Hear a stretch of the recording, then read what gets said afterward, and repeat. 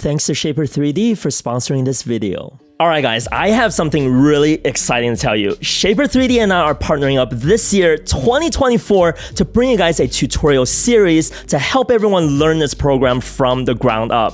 And we're kicking off that project with this video right here, focusing on getting to know the program, the workspace, where the tools are, and how to navigate. From there, we'll take a deeper dive into how I use the different tools specifically for woodworking, and we'll model up some real-world projects that we can then turn into real-world things through woodworking, CNC machining, 3D printing, and laser cutting, and show you how Shapr3D fit into that workflow. So if you're completely new to CAD, or if you're thinking about switching over from a different program, this is where you want to start. And just so you guys know, the program is available on iPad, Mac OS, and Windows. And there's also a free version that you can download, as well as a 14-day free trial of the Pro version. So you can try it out and see how you like it. And as always, if you do end up loving it, just use my code BellishCreations10 to save 10%. So for this video, I will be switching back and forth between the desktop and my iPad, just so I can show you guys what some of the differences are in terms of the user interface and navigation. But it doesn't matter which platform you're using. So as soon as we open up Shapr3D, we'll see this page right here, or what they call the dashboard. So along the top here are some of the news updates about what's going on with the app. And if we click on any of these, it'll take us directly to their blog page. On the left here is the sidebar where we can access all of our projects. So right now we are in the recents view, which is why we're seeing all of our most recent projects down here. If we switch to the projects view, then we're going to see all of our projects. And in here, we can create folders to help organize those projects. And then within each folder, we can create even more folders to help organize the projects that have multiple files in them. Like this media console with slatted doors, where I have a file for metric and imperial, one for rendering, and then a couple of files for parts that need to be cut on the CNC. And we can also access these folders through the sidebar over here if that's what you want. So yeah, this is just a really great way to make sure all our projects are organized within Shapr3D. Down here, we have some additional resources to help us get started. So some additional tutorials that we can follow along. Workflows. Oh, this guy looks familiar. So basically, workflows and stories is just where you can see how Shapr3D is used in the industry and how it fits into different types of professional workflow. And if you have additional questions about Shapr3D, their forum is a great place to start. Okay, so to start a new project, we want to click on this little plus sign up here. And this is the design space that we'll be working in. So if you're on the desktop, it's gonna look something like this. So unfortunately, I don't have a Windows computer, but it's probably gonna be pretty similar to this. Let's take a quick look of where everything is. So along the top here is our menu bar. This is where we can change our settings, create new projects, import and export files, and rename our files. We can also access all of our design tools up here, as well as access our different views. So we can pretty much access everything we want through this menu bar up here. But chances are, once you're more familiar with this program, you probably won't be using this a whole lot other than just, changing some settings and importing, exporting files. Down here is the home button, which just takes us back to the dashboard, the name of our project. And then over here is the share button, which is just another way for us to export our project. So right now I don't have anything here, which is why I can't export anything. So let's go back to our dashboard, open up a project with a file in it, and export. So I think Shapr3D can handle all of the formats that I'd say most makers and woodworkers are interested in. So we've got step file, DXF, OBJ, STL, and SVG, which should satisfy everything we need to create woodworking drawings, 3D printing, CNC machining, and laser cutting. And Shapr3D actually has another way to export our files. So if we go under Share, there's this Share and Embed option. So what this does is that it creates a link of our model that we can then copy and send to a client who maybe doesn't have Shapr3D or any kind of CAD program. And they can actually paste that link directly into their browser and then be able to see it and play around with the model. And if they happen to be viewing it on a device with augmented reality, they can actually use that and then see how that model will look in their living space, which I think is a really useful feature for anyone who works with clients. Now, if you're using Shapr3D on the iPad, since we don't have that file menu on top, most of those functions are condensed into this toolbar right here. So we can still go back to the dashboard by clicking on this home button right here. We can change the name of our project by tapping on this drop-down menu. Share button will still allow us to export our files. And then the button with the 3 dots on it will allow us to import and export our files and access our settings. You probably already saw the sync button pop up a few times while I was going through the menus on either of these devices.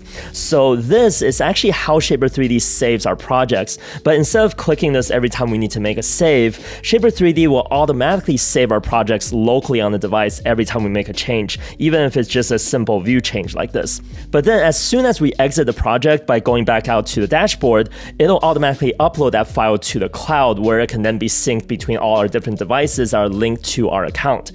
So let's say that we just made that change to the view, and then we'll grab this part and drag that up. And let's go back out to the dashboard, and you'll see that it's uploading that change. And now if we head back to the desktop, you see that it's downloading the latest version and the thumbnail update as well. And let's go into the file, and there we go.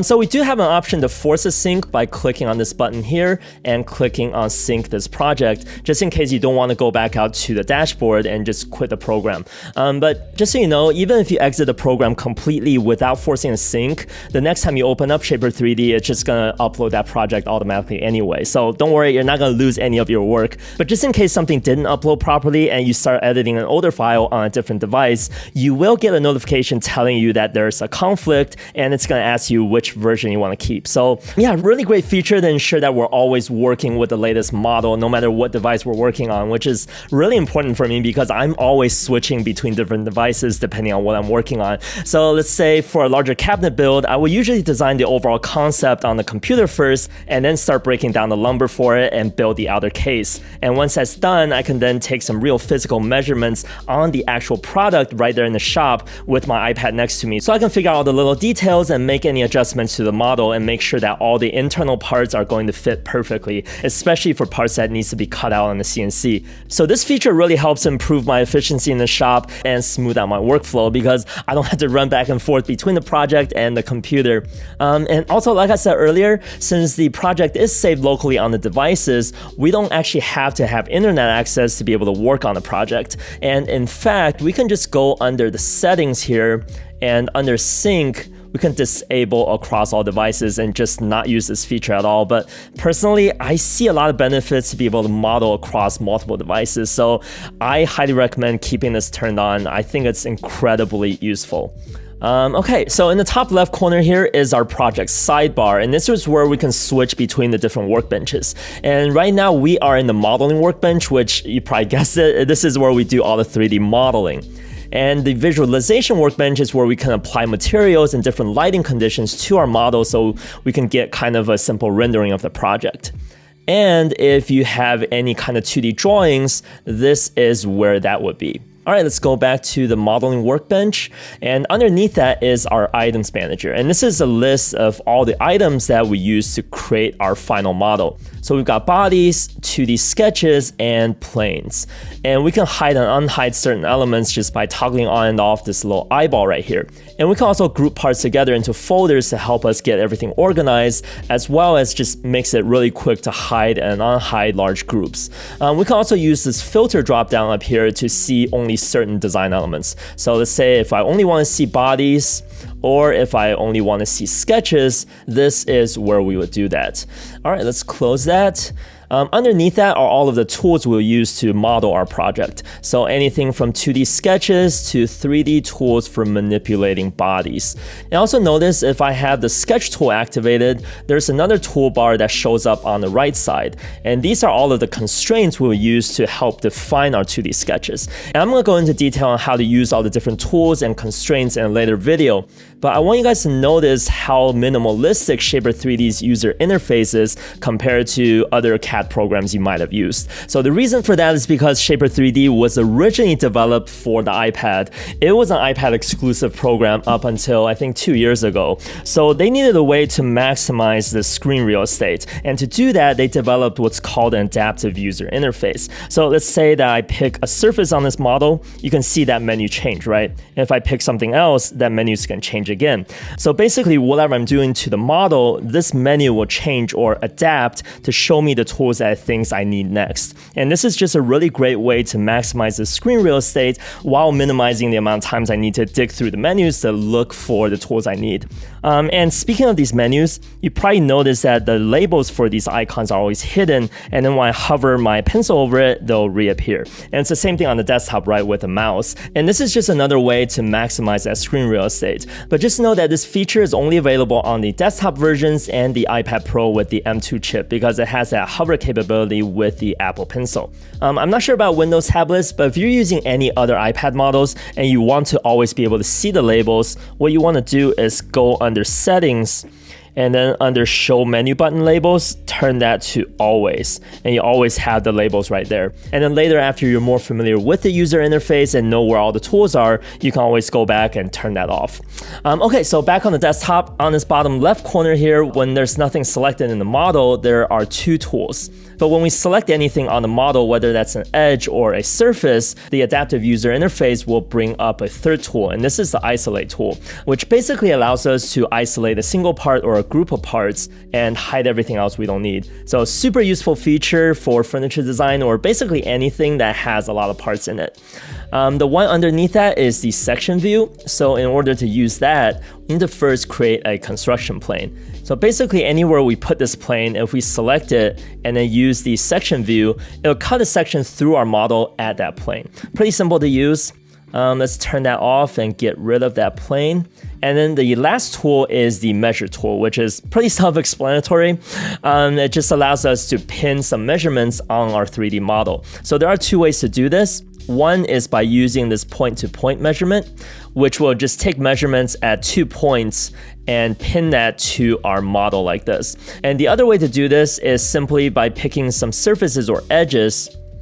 And then over here, we can pick which of these measurements we want to pin to the model. And what's really great about this tool is we can turn these measurements on and off like this. So if we need to come in here and make any changes to our model, we won't have those measurements get in the way.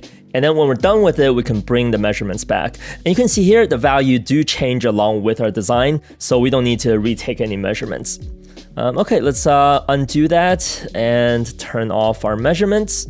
So on the top right corner here, we can use this magnet tool to control how everything snaps to our design grid. I usually have all of these turned on so that everything can snap to whatever increments I have defined right here. But sometimes I do turn these off if I'm sketching something with splines. That way I can drop the anchor points in the middle of the grids in order to help me create smoother shapes.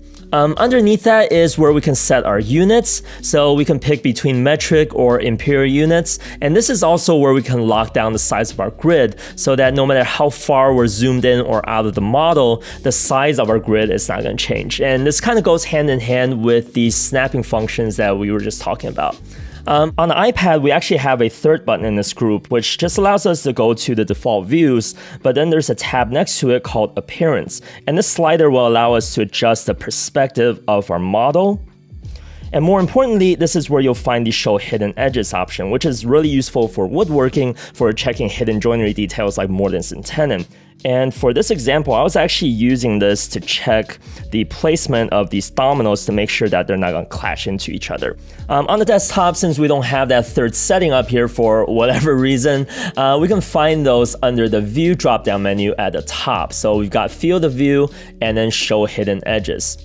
Okay, so next to those icons is our navigation cube, and this is just a really quick way for us to go to any of these default views by clicking on the faces, edges, or corners. And these arrows up here will allow us to rotate the model 90 degrees in whichever direction within that view. And we can also grab this cube and just spin the model around like that if you're bored. And if for some reason you get lost in the model, just double click on the cube or double tap on it if you're on the tablet, and it'll take us back to an ISO view. So to actually navigate and spin the model around on the desktop, I recommend getting a mouse like this one with 2 buttons and a scroll wheel. So holding down this middle mouse button will allow us to move the model from side to side and up and down. I can zoom in and out using the scroll wheel, and then holding down the right mouse button will let me orbit around the model. But if you're not comfortable with the default settings, we can actually change how the mouse operates by going under Settings. And then right here, we can reverse the scroll direction or change the navigation presets to something that maybe you're more familiar with. And also, if you do end up really getting into CAD, I highly recommend getting a space mouse or a 3D mouse like the one I have, because it's not only going to give you a much smoother, intuitive navigation experience, there's a lot of ways to program the buttons to help speed up your workflow as well. I've already made a separate video specifically on how I have mine set up and how I use it, so if that is something that interests you, be sure to check that out. If you're using the iPad though, the navigation is super intuitive. So basically, if you use any touchscreen devices over the last 10 years, you already know how to navigate. So one finger will spin the model around, two fingers will pan the model from side to side as well as up and down, and then pinching will zoom in and out. And also you can combine the panning and zooming motions together, which is pretty slick. Another thing I want to talk to you guys about is parametric modeling in Shapr3D, which I know that right now they're rolling this out in stages, so not everybody has it, but I still don't want to just skip over it in this video. And if you want access to that right now, you can download the parametric modeling beta from their website, which is completely free, so don't worry, it's not like an extra cost or anything like that. Okay, so I'm going to switch over to the beta version. And this is what you're seeing on the screen right now. And this is the desk I modeled like a couple months back. Basically, everything looks exactly the same, right? The only difference here is now we have this extra clock icon in the top right corner called history. This is basically a timeline showing us in chronological order all the steps that we took to arrive at this final model over here. And if we click on this little button with the three dots on it, we can insert a breakpoint below any of these steps and then see what the model looked like at that particular stage in the design process. And if we drag this breakpoint down, we can basically step through the entire design history.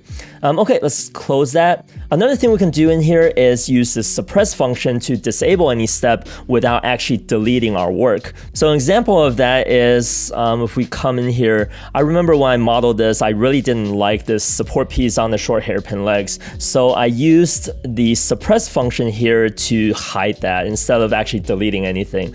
Just in case in the future I do want that support piece, I can always come here and unsuppress to bring that back. So yeah, super useful tool that I've already made several videos about, and we'll probably cover it again in this tutorial series as well. Alright, so there's our overview of Shapr3D. So spend some time and get more familiar with it, because next time we're going to start diving into the different tools and start designing projects.